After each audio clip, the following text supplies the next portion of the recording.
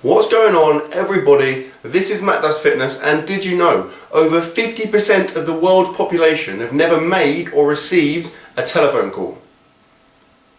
Bit antisocial. Now, in case you're unaware, I've just finished my first ever cycle of Wendler 531. I did a 6-week cycle. I've already made a video on my progress over this first cycle. If you go in the description, I'll put a link to that video so you can see my progress. But I've had a lot of requests for me to do a review of the program, so what I thought of it. Now, it's gone well, obviously. I mean, I've made some good progression, so you can see that in that video. But I wanted to talk about kind of, what I did, how I found it, and my thoughts about it. Right, so to start, what did I do? Now, I did a 6-week cycle.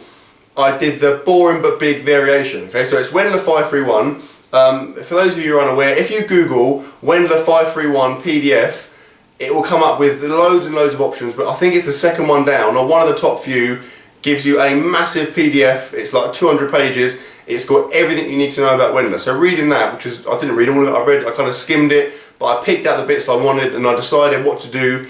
I also got some advice from some friends of mine, and I made my decision in terms of what I was doing. Now, like I said, I chose the boring but big template. So essentially Wendler, it is 531. So basically you do 3-week kind of mini cycles. The first week is sets of 5, the second week is sets of 3, and the third week is sets of 531. Now, after that, as to what you do after that in the sessions, there's so many options. There's literally, I don't know, maybe 100 different variations. There's so many different choices you can make.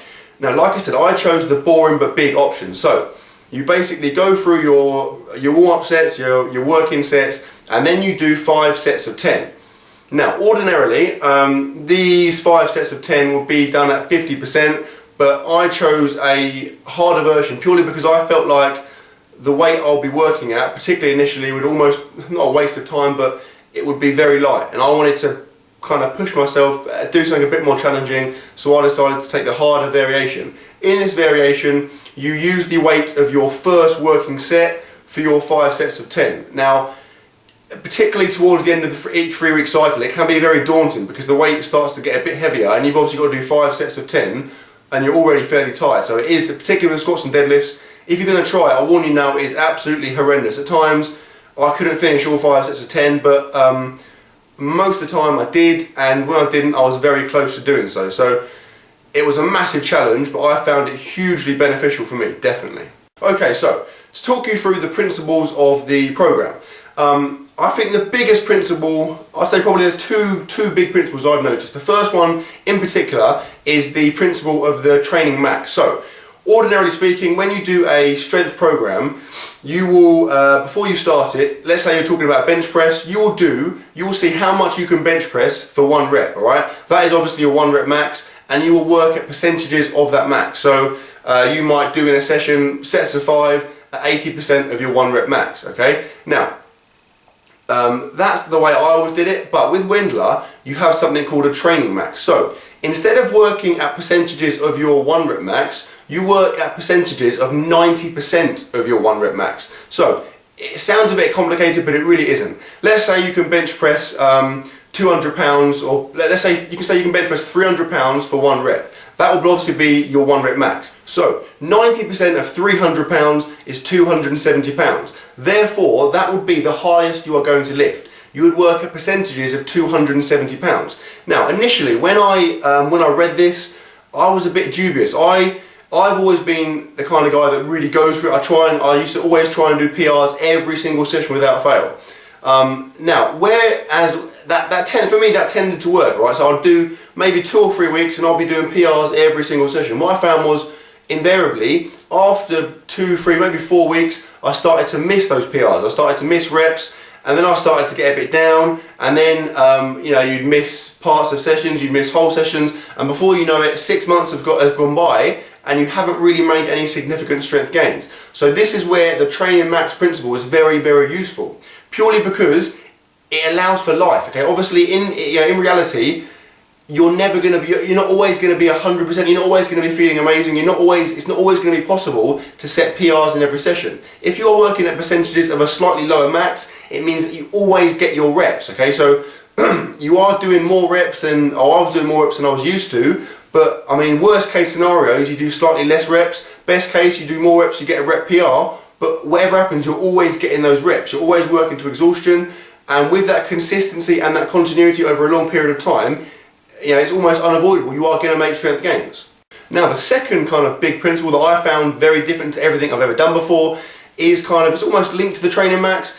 It's the fact that it does appear quite conservative. So again, when I first looked at the program, and I know a lot of people are the same thing, when you first look at it, you almost think this is too easy, this is not going to be enough work. However, it is conservative for a reason. The idea is that it builds up. Like I said, I've had a tendency in the past to push it, you know, 100% every single session, but you know, like I said, you can't, that is not maintainable. You can't keep doing that for a long period of time. It's simply unrealistic. The whole principle behind Wendler is that kind of long-term plan.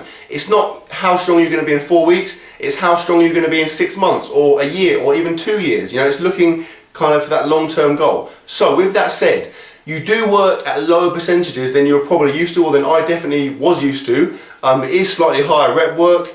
However, the idea is that you build it up gradually. So every 3 weeks, your deadlift and squat, you add 10 pounds, and your bench and your overhead press, you add 5 pounds, which again isn't a massive jump. However, when you look at it over the course of 6 months or a year, you are putting on some serious amounts of weight. And because it's always conservative, it means, generally speaking, you're always going to hit those rep targets, and it means you're always going to keep progressing and get these big strength gains. Now, in terms of the lifts, obviously Wendler 531 is a powerlifting based program. So you have your bench, your squat and your deadlift. You also do an overhead press, but that's recommended because it's kind of a functional movement, and it also, if you're doing just those 3 lifts, obviously it's quite a quick turnover, you don't have the same recovery. So by throwing in the overhead press, it gives you something else to focus on.